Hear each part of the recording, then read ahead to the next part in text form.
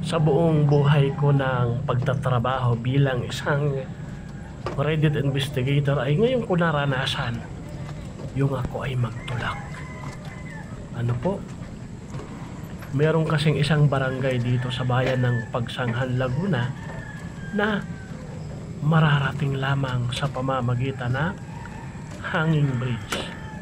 Ito po ay ang barangay Magdapio na malapit din lang sa poblasyon ng Pagsanghan. Ano ho? Kumbaga, tulay lang ang pagitan.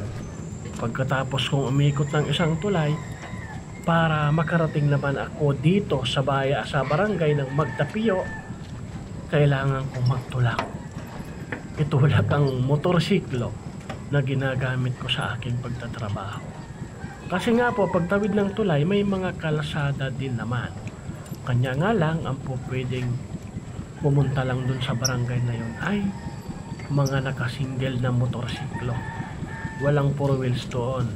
Kasi nga, ang barangay na yun ay ang po pwede lang maging transportasyon ay ang motorsiklo. At eto, napakasikip nga po ng daanan tulad nito, kailangang mag-giveaway po tayo sa mga nakakasalubong po natin dito sa makipot na daanan. At bakit nga ba nagtutulak tayo?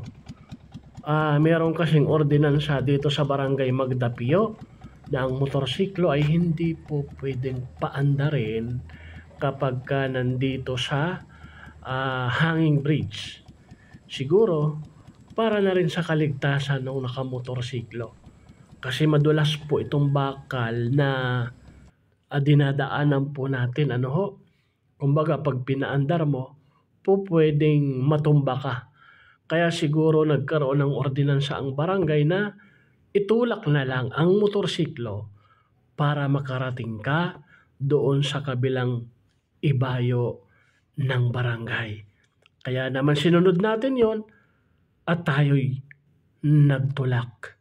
Ito, sabi ko nga sa inyo, first time kong magtulak yata ng motorsiklo sa ibabaw ng hanging bridge.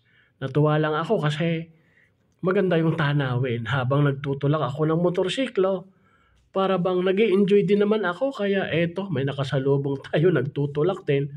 Katunayan lang na talagang sinusunod nila yung ordinansa ng barangay na ang motorsiklo ay hindi po pwedeng paandarin kapag tumatawid ng hanging bridge. Pero ilang sandali lang, nakatawid na po tayo, nasa dulo na tayo ng hanging bridge at pagkatapos nito ay po pwede na nating paandarin ang ating motorsiklo. Kaya ito, pinaandar na natin.